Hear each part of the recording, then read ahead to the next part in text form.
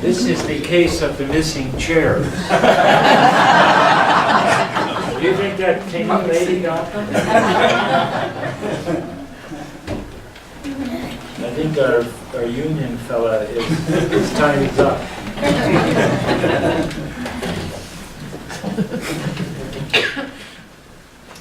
Oh, yes, sorry.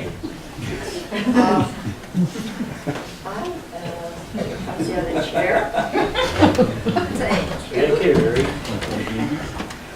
I came from a French Catholic home where you didn't swear, and we couldn't wear shorts, and you couldn't talk about sex. You didn't think about it.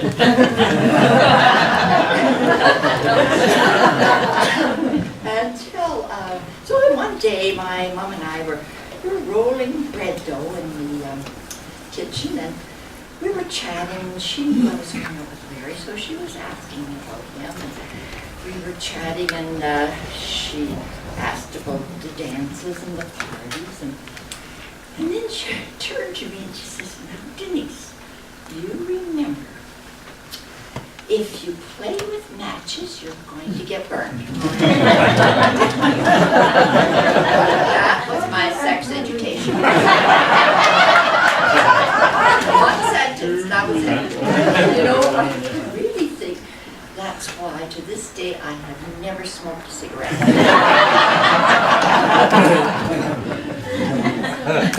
So, okay, I see.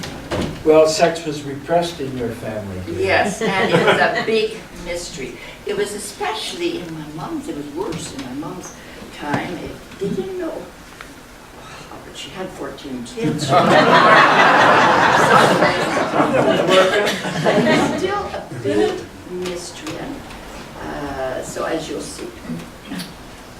We will see a scene now from a play, a short scene that Denise has written called The 13th One. Denise is the 13th of 14 children. And it's 1938, if you close your eyes, and we'll go back to 1938. We're in a farm kitchen in Ely, Manitoba.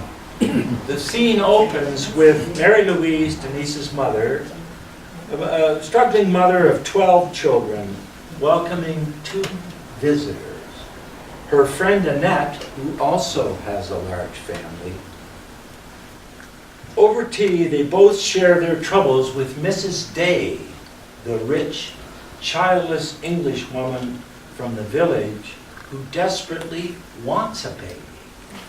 The 2 mothers desperately want to stop having babies. Mrs. Day is shocked at their methods of birth control. And the 2 mothers are shocked at what they hear come from the mouth of Mrs. Day. Oh, Madame! Hello.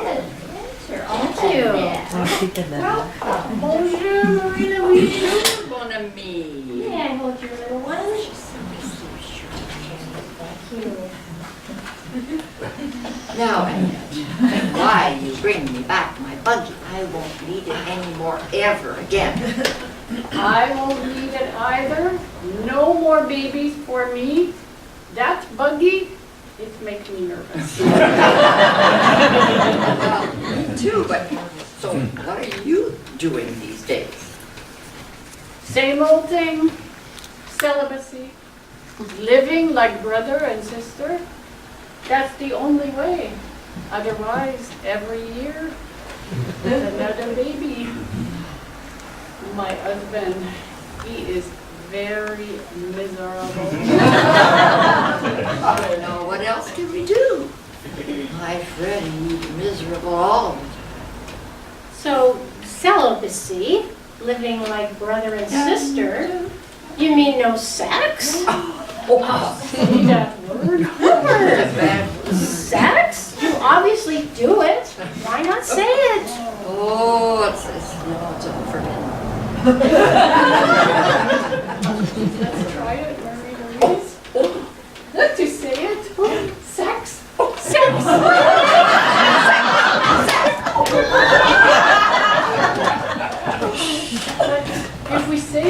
We might have to do it. That's right. Now, you know what? Just last Sunday, our parish priest, he asked me again, so, Madame, when is the next one coming?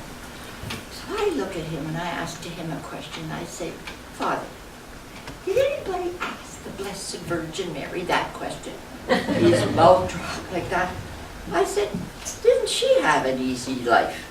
Just one cute little boy. You know, Madame, I have been in the family way or nursing for 15 years.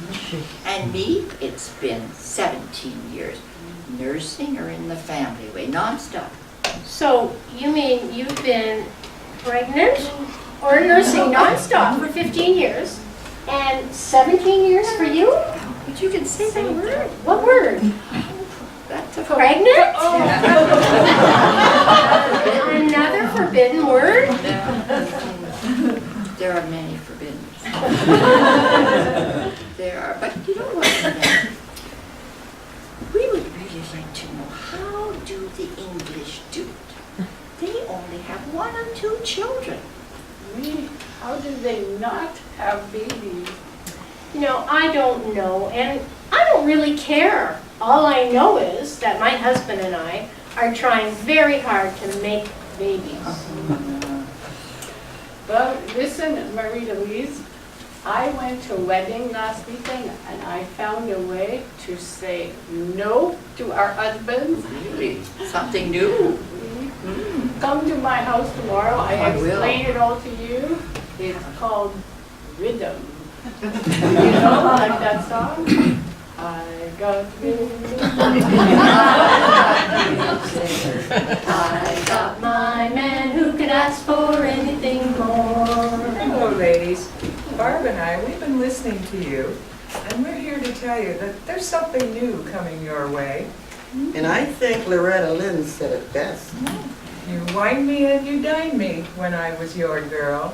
Promise if I'd be your wife, you'd show me the world.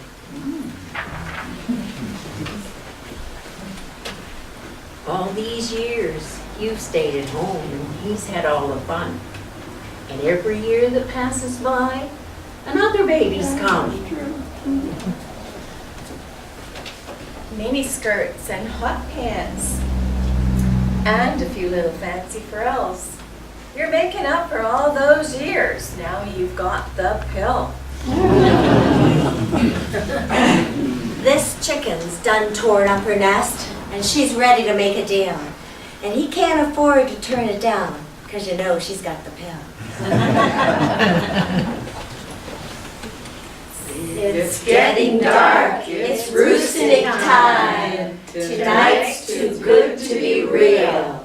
But oh, Daddy, don't you worry none, 'cause Mama's got the pill. Oh, Daddy, don't you worry none, 'cause Mama's got the pill.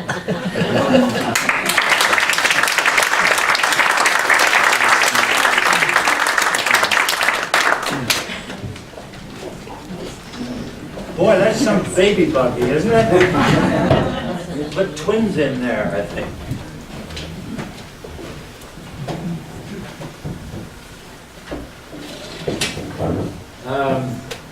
The middle years came for us. They were kind of a blur. We had babies. Our first baby was 9 months and 3 days. Shoo. In the 60s. And then Denise is back there trying to come and tell you about the rest of it. Where she is. So I will. So we had a beautiful family. We had Julie, Joanne, and Lori. 2 of our daughters here tonight. My daughter Lori and my daughter Joanne. Julie.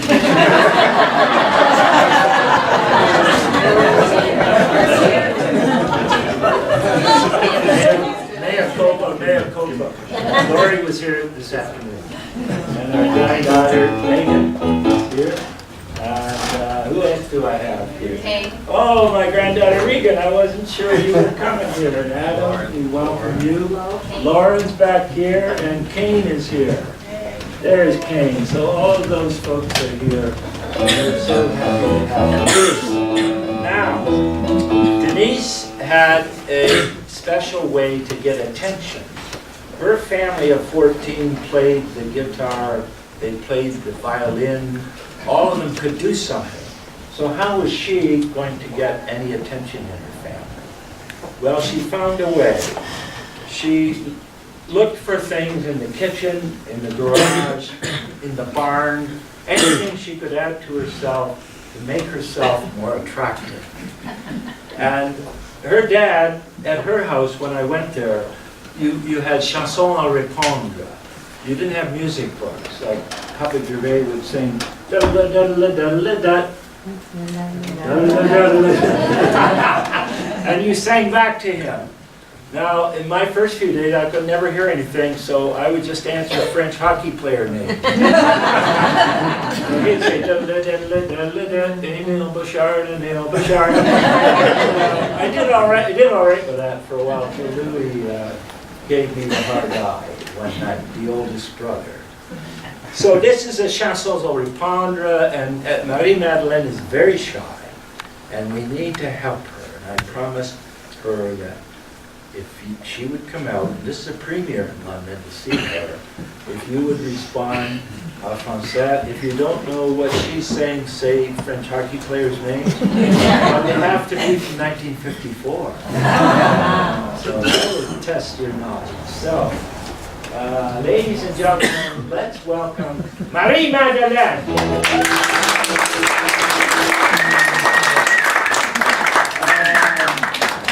Try again, let's welcome Marie-Madeleine. Hello, Marie. I'm scared. What are you scared about? No, can I bring my friends? Well, if you got some friends, bring them along, sure. It's des français. Oui, say oui. Okay, let's try it. We'll try and bring her out. Please help her. Marie-Madeleine.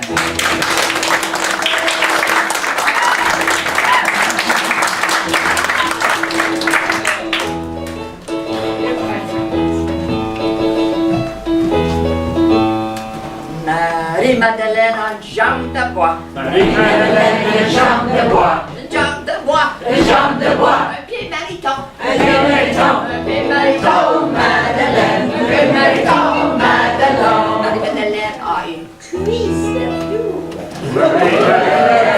Cuisse de velours. Cuisse de velours. Cuisse de velours. Une jambe de bois. Une jambe de bois. Un pied mariton. Pied mariton. Pied mariton, Madeleine. Pied mariton, Madeleine. Marie-Madeleine a un ventre d'acier. Marie-Madeleine, ventre d'acier. Un ventre d'acier. Un ventre d'acier. Une cuisse de velours. Cuisse de velours. Une jambe de bois. Jambe de bois.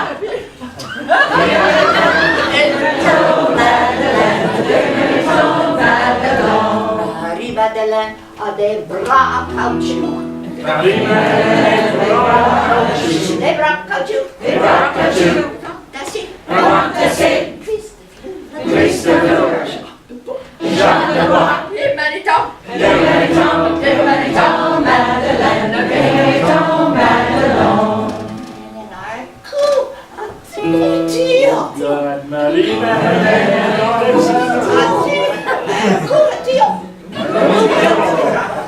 un ventre d'acier. Un ventre d'acier. Cuisse de velours. Jambe de bois. Les maritons. Les maritons. Les maritons, Madeleine. Les maritons, Madeleine. Marie-Madeleine a une danse. Ciment. Marie-Madeleine, danse ciment. Une danse. Danse ciment. Un cou en tir. Les bras en caoutchouc. Les bras en caoutchouc. Un ventre d'acier. Un ventre d'acier. Cuisse de velours. Cuisse de velours. Jambe de bois. Jambe de bois. Un pied mariton. Les maritons. Les maritons, Madeleine. Les maritons, Madeleine.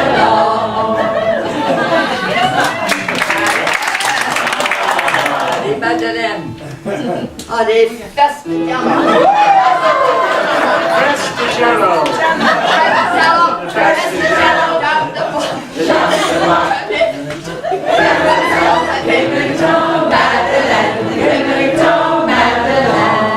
Les Madeleines a un festival de fesses.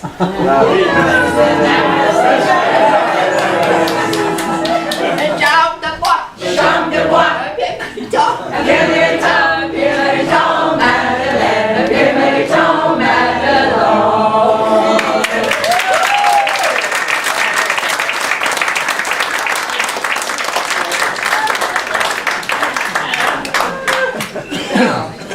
Now Denise wants to mention all the families. All right. So I'll get heck if this doesn't happen, so. You're just my turn. Okay. We were married on Boxing Day in December of 1960. And 9 months and 2 days later, 2 days of Julie arrived. Beautiful baby.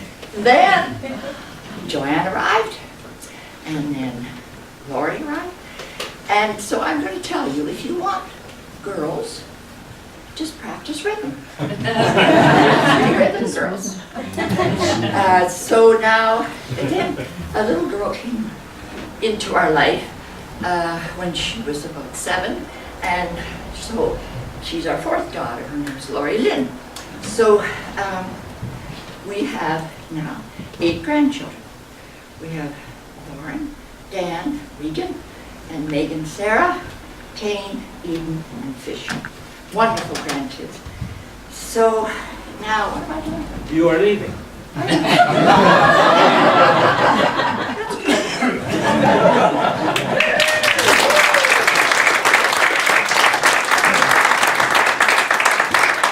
glad I didn't see that for a couple years before I met.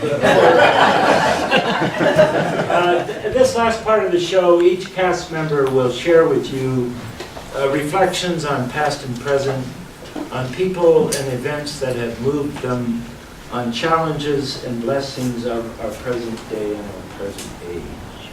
And I'm going to start, so Anne-Marie's going to come, and we will get set up, and I'll tell you about it. Thanks for hearing. At my age, I find myself missing my father, and what I would like to have done with him is sit on a porch and be a man with him. His generation worked so hard. He worked hard. He was a good man and a good provider, but he didn't have much time for sitting on the porch. And so I think about what if I could, as a man now, sit and talk man to man with him. What a blessing it would be. So I brought my father with me.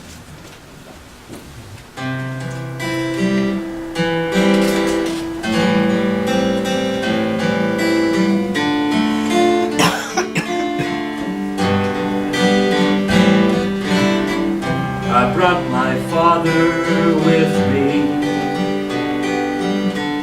I hope that you don't mind. I couldn't find it in me to make him stay behind. Tonight the snow is falling, the trees are white and old, their heavy branches bending. Can we come in from the cold? I brought my father with me, though it's been many years. Train trips to Detroit, Mom's lunch and Tiger cheer, a bowl haircut in the basement. It stung the rest of the day. brought my father with me. Turnabouts, fair play.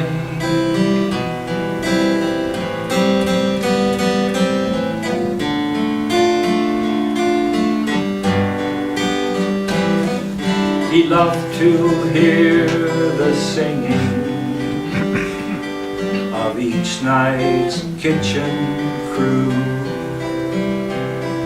Then round the bed for rosary we knelt down 2 by 2. His first car, a '63 Falcon, just before he died, he would shine it in the driveway till it would blind the eye. There are some ways I'm just like him, some ways he's just like me. And sometimes when the mirror's dim, it's clear to see. Tonight, the winds of heaven blow the stars across the sky. I brought my father with me. I couldn't say goodbye. Tonight, the winds of heaven blow the stars across the sky. I brought my father with me. I couldn't say goodbye.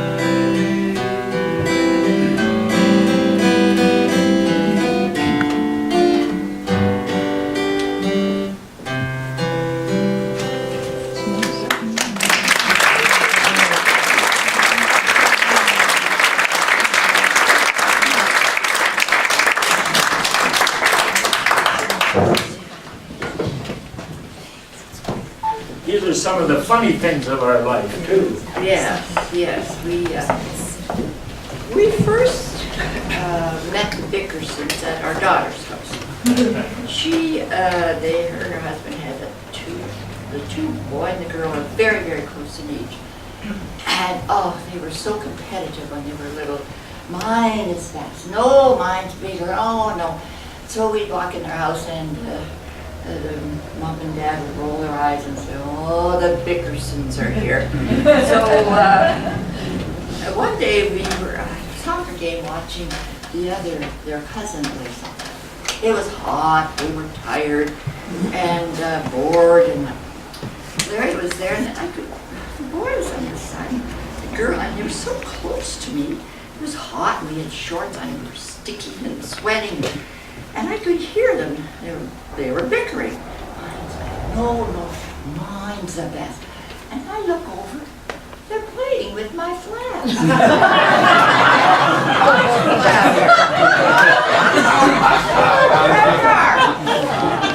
So then when they start flapping my thighs, I said, okay, kids, game over. You're not too far.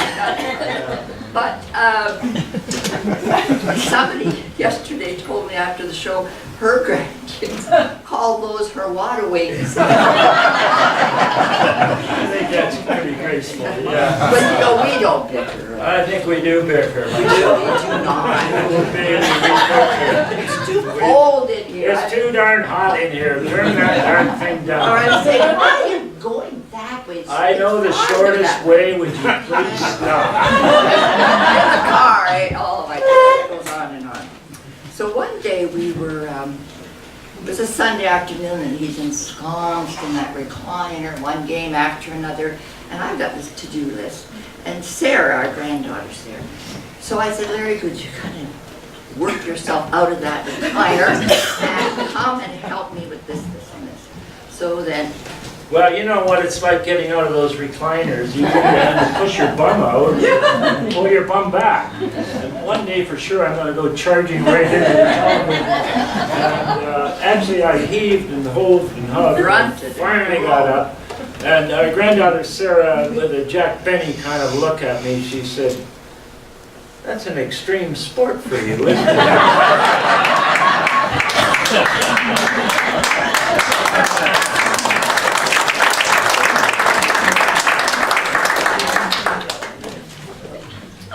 Well, like Larry, I have a story about my dad.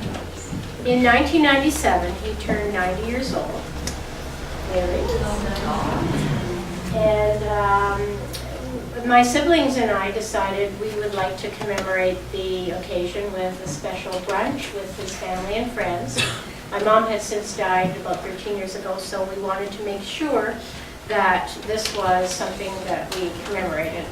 So we had a brunch in Windsor at a restaurant, and he had the smile on his face the whole day. It was wonderful to experience the love in the room. So I wrote a poem and I read it at that time, and I'd like to share it with you tonight. It's called Ode to a Granddad. Here we are in Windsor to chant the Hayam to life, to celebrate this milestone in Aaron Katzman's life, to have a chance to tell him how much he means to us and help him blow the candles out so we can make a fuss. In celebrating 90 years, that's quite a goal to reach. We're here to help him party down and listen to him teach us how he did it all these years. The verve, the kick, the zest. A life with riches we can count, a family the best. The one sad part, for all we know, was when Mom passed away. She left a legacy of love to help us find the way, to make the journey on our own when she was not around, to guide us in our daily life, to find the strength she found. But carry on without her is what we do with love. And think how lucky we all are to have our dad to love. Dad's been blessed with such good health, we can't believe the genes the Katzmans have within their pools. We're hoping that this means that we'll be lucky in our lives, in our advancing years, so we can relish life in full and calm our unknown fears. Dad worked hard to make it good with help from Mom and Lou. A salesman to the core, that's Dad, and one who likes to chew the fat and tell a joke or two. His memory is amazing. He gets a kick when you've been told a punchline that is brazen. A yoga master, that's what keeps him limber and in shape. To carry on with younger friends who just can't keep the pace. In Florida at Ethel's side is where he likes to be when winter comes to Canada and snowbirds love to flee. The cold and dreary days when we just freeze our tushies outright. But Boca's where the action is, and Aaron's in the spotlight. So raise a toast to Dad today, Aaron, who is the great. A man I'm proud to call my dad, and one who I can't wait to put my arms around him and say, I love you so much, Dad, and hope you know the room is full of people who are glad to know you and to share with you a laugh, a tear, that's part of wishing only things for you that glow within your heart. Now, we were very, very lucky to have my dad for another 6 years. He was around for 96 years. And even when he was sick and in the hospital, he was still joking around, telling brazen jokes and trying to make everyone laugh. And that's the legacy he left. And we're so lucky as a family to have had that experience with my dad for 96 years.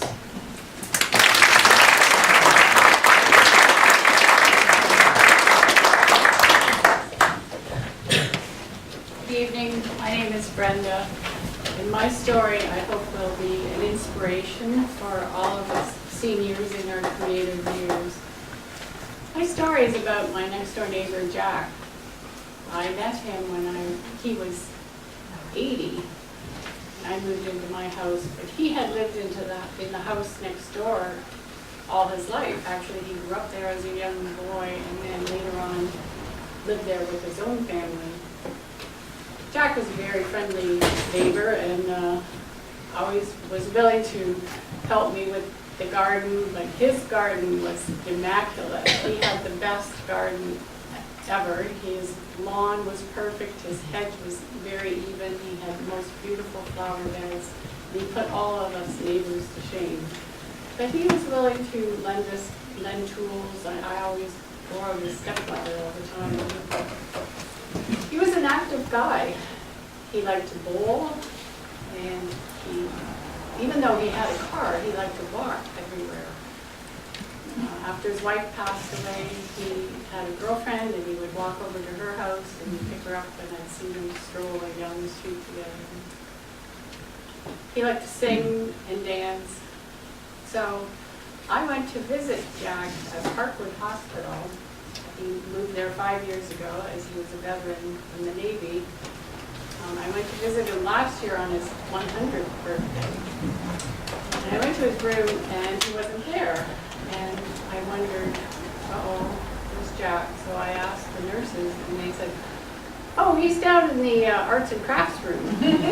Well, I went, oh, okay. So down I went and there he was, sitting in front of a very large loom, just weaving away.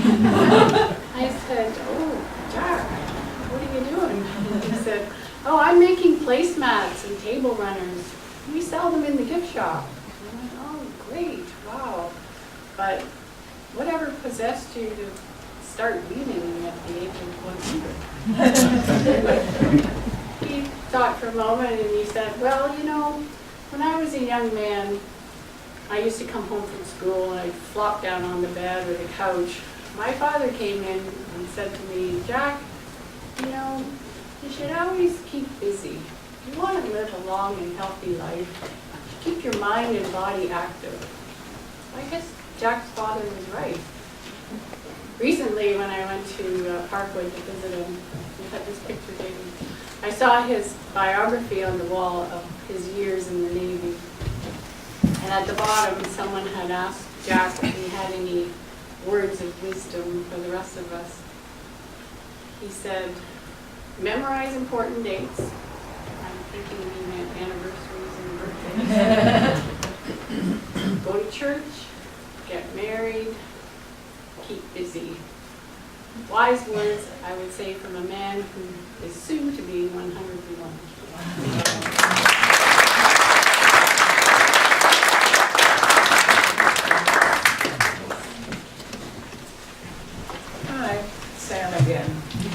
I love to bake, and about 15-20 years ago, I started to bake bread. And the reason for that is because I miss my grandmother. Now, for most of my young years when I was growing up, we'd go to spend summers at my grandmother's, and she had a big, huge wood stove.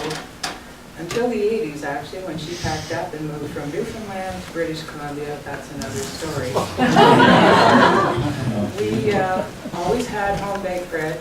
While I was there, for some reason, I developed a taste for raw dough. And I'd be hiding in the kitchen, waiting for her back to be turned, run in, grab a piece, and disappear. And after a while, she caught on. So she would just wait for me to show up, take a piece, give it to me, and tell me to get out of my kitchen. But anybody that's ever smelled bread baking can tell you there is nothing to compare to that smell. So I started baking it, remembering my grandmother, and eventually my kids grew up and started having children, and my granddaughter likes to get up like anybody else and help with Grandma. And one day I was telling her this story while she was rolling out her own little loaf of bread, excuse me. And she looked at me when I finished it and said, Grandma, this is the way I'm going to remember you too. And yes, I still do sneak pieces of raw dough.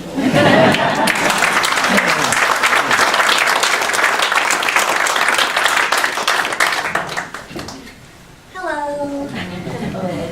My name is Shelley Levi, and growing up, I would hear my mom spell it. Levi. Levi. You know, like the jeans. I had an amazing mom. She was strong-willed, intelligent, and hardworking. yet loving and thoughtful and very creative. She loved to sing and dance, and she had a beautiful voice. She was asked to be a jazz singer, but she politely declined and said, "No, thank you. I want to be a registered nurse." So she was a very classy lady, well-mannered and smartly dressed. And I grew up nurtured and cultured, with an appreciation for learning as well as a respect for the arts.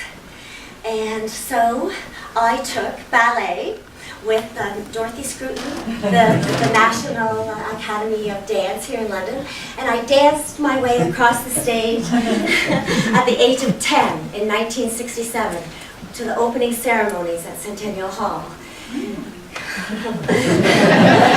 And then I found myself at 11 at Stratford Festival, watching William Hutt portray Tartuffe. I was so close, I could see the spit coming from his mouth. That really impressed me. And then, Liberace. When I went to see Liberace, he was high on a pedestal-like stage, so close I could almost touch him. And there he was in his smiling, glittering glory. I took piano lessons too, but I didn't like to practice much. That's when I'd go off and play with my dolls. I really wanted to be a mom when I grew up. But in our household, my mother said, education first. So off I go to university. And then it was my professional years, working as a scientist, that I was blessed with my 5 children. I did continue my education. It took me 15 years, but I did complete a master's. And then I figured, well, that's enough of that. At this point, I'm going to hang up that lab coat, and I want to pursue theater. But my mom wasn't really happy about that. She was an intelligent, educated woman and very much a fan of David Suzuki. So it was about that time too, a university college friend of mine that writes textbooks for the engineering students, applied math textbooks actually, but also loved theater himself. In fact, was a real fan of Shakespeare. He said to me, "Shelley, it's okay. We're just those kind of people that like to use both sides of our brain." I thought, okay, my mom's not going to argue with scientific evidence. But she was a real hard nut to crack. It wasn't until I finally said, "Mom, I really can't help it if I love to sing and dance and act. It's innate in me. It's in my Levi jeans."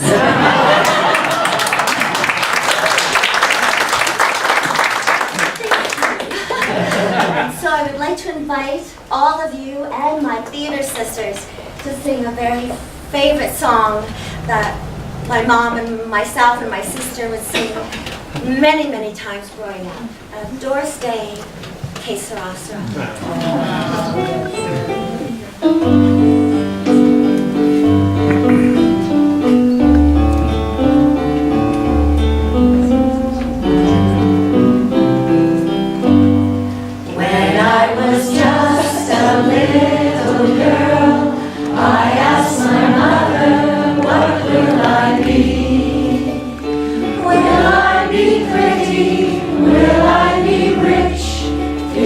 She said to me, "Que sera, sera, whatever will be, will be. The future's not ours to see. Que sera, sera." When I was just a child in school, I asked my teacher, what should I try? Should I paint pictures? Should I sing songs? This was her wise reply. Que sera, sera,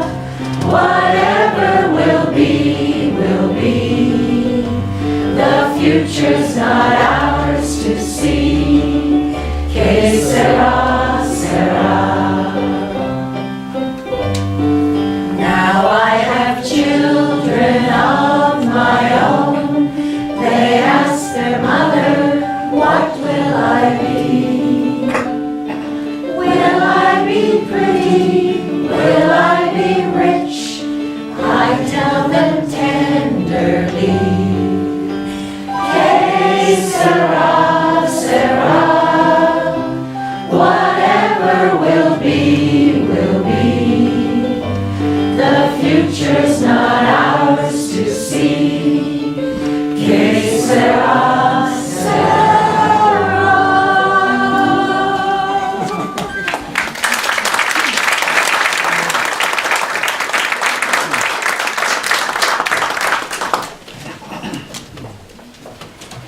Hello, my name is Gerda, and I would like to tell you a little bit about my grandmother, my Oma, as she was called by us. She was born, I'm taking you really far away from this part of the world. She was born in 1889 in the Crimea. And she lived a very pleasant early life of piano and singing and learning poetry. And things got very difficult after the Russian Revolution, during which time it was very difficult to survive. She did survive, but she lost her husband and 3 sons. They were taken to the Russian Gulag in Siberia, never to be seen again. So she did suffer a lot. She came to Canada with her daughters, so that's good for me. Anyway, she did live to a ripe old age. She lived to be 110 years old. And she finished her life in Niagara-on-the-Lake, not a bad place to finish. And she left us with her memoir, for which I am so profoundly grateful. It's just wonderful to have something concrete that you can always refer to. And on the subject of memoirs and just the future, I'm going to switch a little bit to the future. I have a favorite excerpt from my favorite author, one of my favorite authors. I have a lot, Anne Lamott, and I'm going to give it to you now. It's a bit of a carpe diem. So, what if you wake up one day and you're 65 or 75 and you haven't written your memoir or your novel? Or maybe you didn't go swimming in pools and oceans because of your jiggly thighs or your big round comfortable tummy? Or perhaps you were so strung out on perfectionism and pleasing that you forgot to have a big juicy creative life of imagination, radical silliness, and staring into space like when you were a kid. It's going to break your heart. Don't let this happen. I'll give you the words of Anne Lamott. Thank you.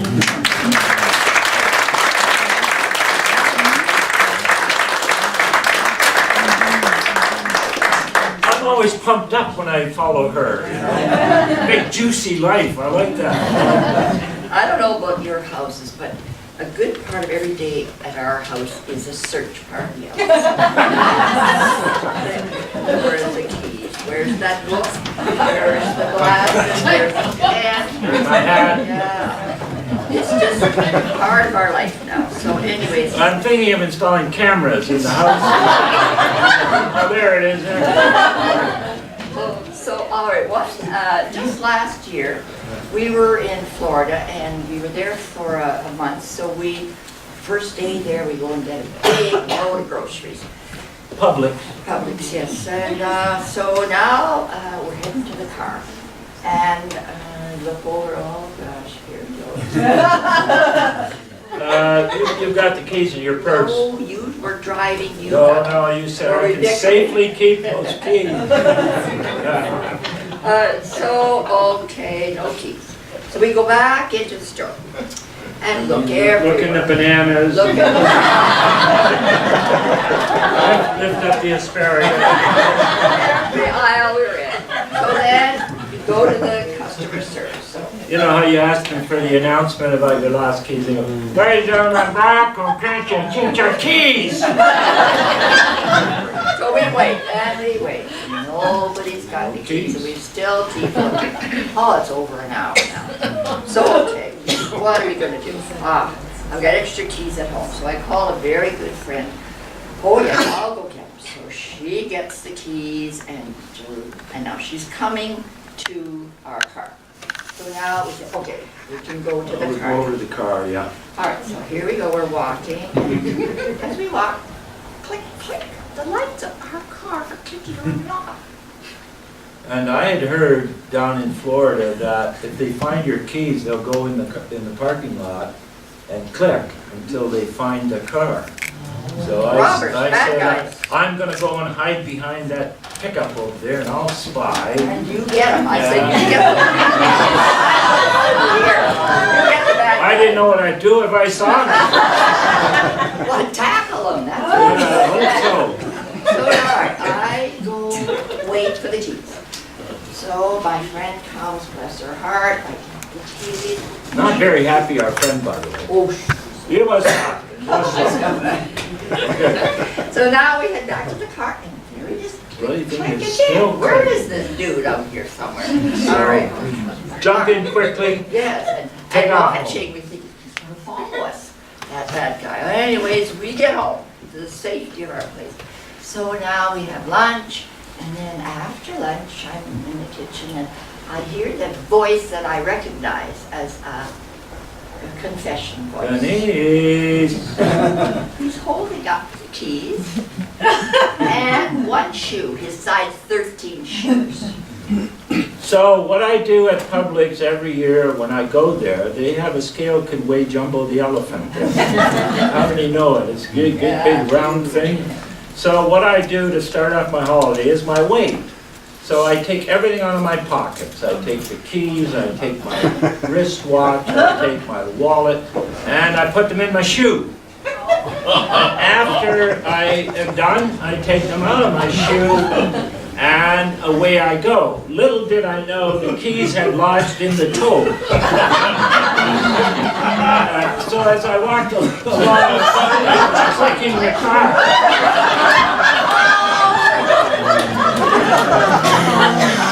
So the moral of the story, Wear sandals.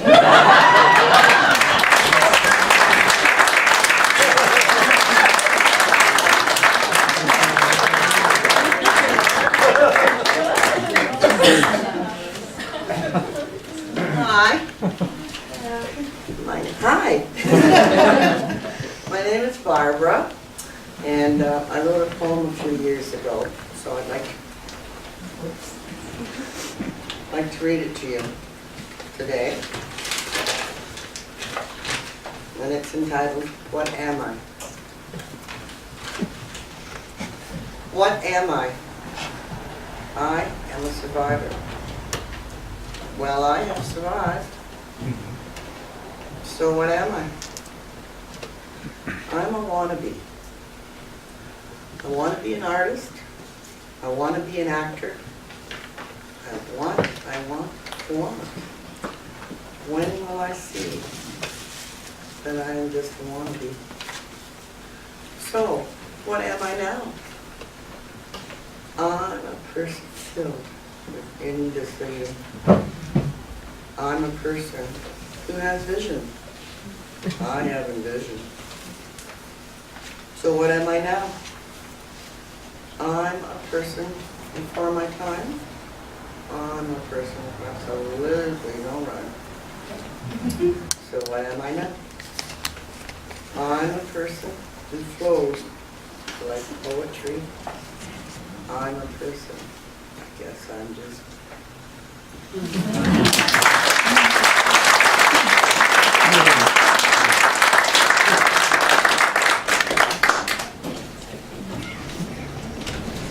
Hi, I'm Carol, and like tonight's show, my life has been filled with music and dance, so many happy memories, and we tend, when we get to be our age, to go back a lot to our beautiful memories. And my first musical memory was at my grandmother's house.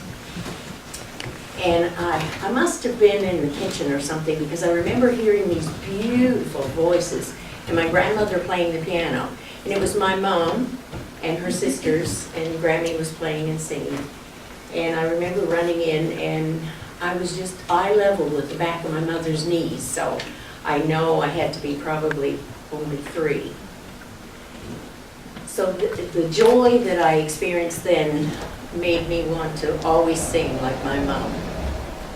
And my first memory of a dance, my parents were good dancers, and Dad believed in being very social, which he was.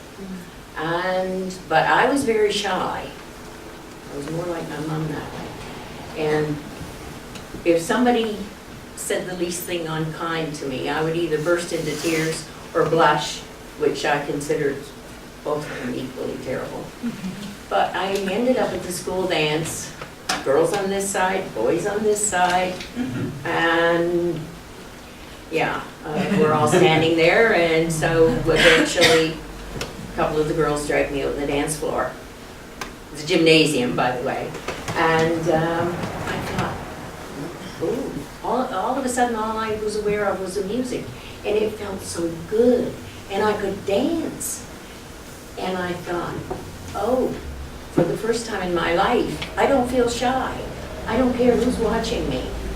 And that was my first experience with dance. Well, later on, Mom and Dad took me to barn dances, and I think they're called folk dances more now than barn dances.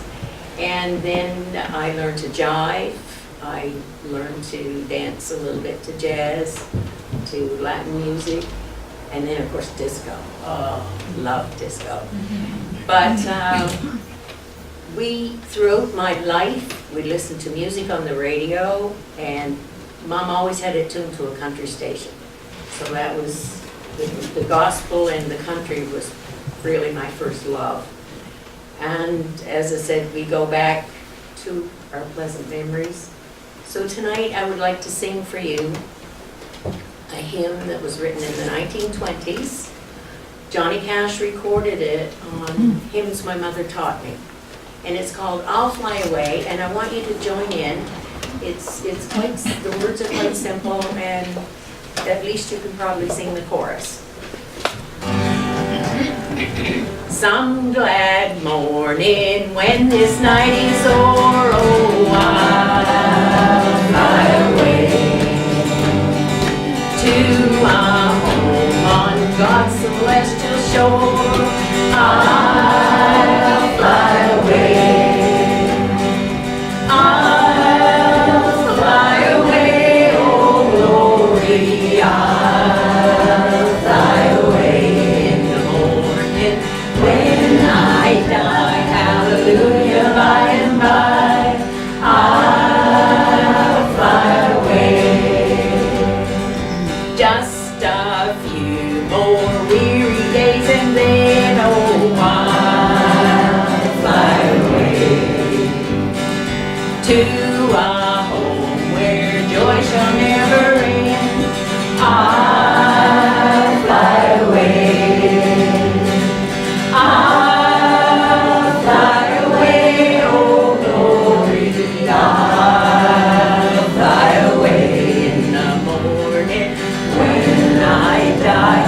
Hallelujah, by and by. I'll fly away when I die. Hallelujah, by and by. I'll fly away. Thank you.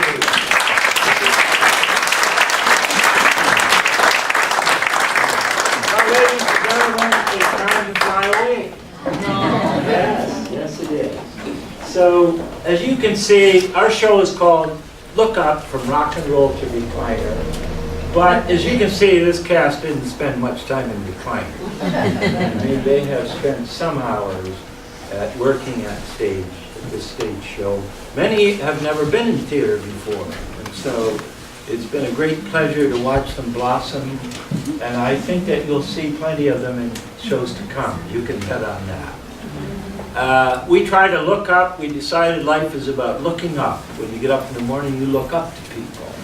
You look up to situations. You try to find the best in those around you. So we're going to close with a song by Harry Chapin called All My Life's a Circle. And he talks about sunrise and sundown. each sunrise we look up. So I invite Anne-Marie to come out. Yeah. Yes. And I'll ask Harry to leave the lights up. He doesn't know about this, Harry. But this is our last night. So we want to recognize, with your indulgence, some people who really helped us out in this show. First of all, we had 4 gentlemen who were dancers. How many, did you see them come from the audience?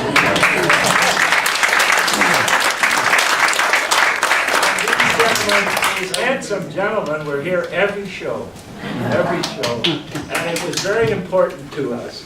So I want to ask Bill, Tim, Wayne, and Clyde to come, please.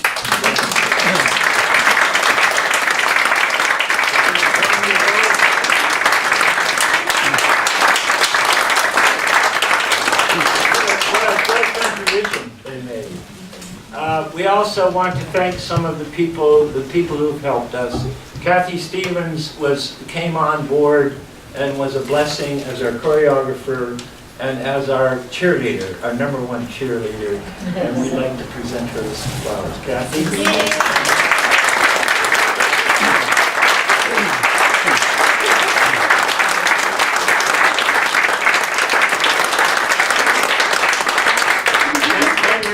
Had to put up with some strange cues, music that was sung before she was born, and you could never fool her. If you said any song to her in about milliseconds, she had it. It was just so invaluable to us. We would like to present her with flowers.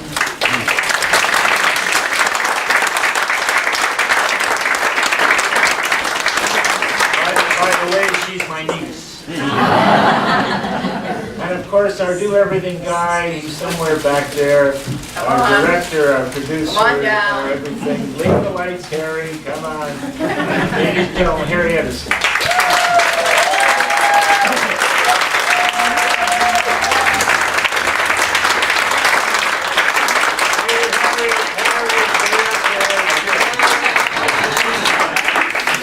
So, I'm more trouble with this thing. Put it as a 2. Did I put it on your shoe?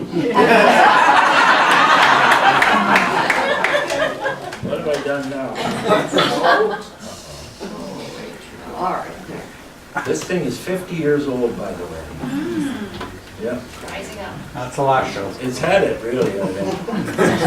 Anyway, please help us, as you always have so beautifully tonight, with closing with Harry Chapin's All My Life's a Circle. Let's take the house down. Let's let them hear it at the Grand Theatre, skating at the rink at Victoria Park, in Toronto at the Air Canada Center. A great audience and great sing-along audience. So here we go. All my life's a circle, sunrise and sundown. Moon rolls through the nighttime till the daybreak comes around. All my life's a circle, but I can't tell you why. Seasons spinning round again, the years keep rolling by. But it seems like I've been here before, I can't remember when. Got this funny feeling that we'll all be together again. No straight lines make up my life, all my roads have been. No clear-cut beginnings, so far no end. Here we go now. All my life's a circle, sunrise and sundown. Moon rolls through the nighttime till the daybreak comes around. All my life's a circle, I can't tell you why. Seasons spinning round again, the years keep rolling by. It's our time, along life's way, we can build anew. Gifts that we've been given to help each other through. As we we travel day by day, we know times will get tough. So when you're feeling down, remember to look up. Here we go. All my life's a circle, sunrise and sundown. Beautiful. Moon rolls through the nighttime till the daybreak comes around. All my life. All my life's a circle, but I can't tell you why. Seasons spin round again, the years keep rolling by.